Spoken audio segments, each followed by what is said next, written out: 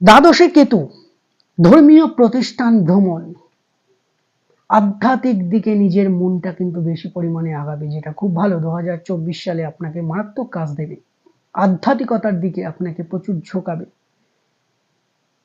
কৃষ্ণ নাম করুন 2024 সাল, প্রতিনিয়ত পারলে 51 বার করে, খুব ভালো সফলতা পাবেন।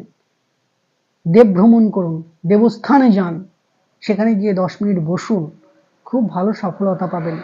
এটা অতি অবশ্যই কিন্তু বলা যায় দর্শক বন্ধু, কারণ বৃহস্পতি যেহেতু একটু প্রবলেম সৃষ্টি করছে মে মাস থেকে, যেখানেই যাবেন একটু সাবধানতা অবলম্বন করবেন, সেরকম কিছু নয়, জাস্ট সাবধানতা অবলম্বন করবেন।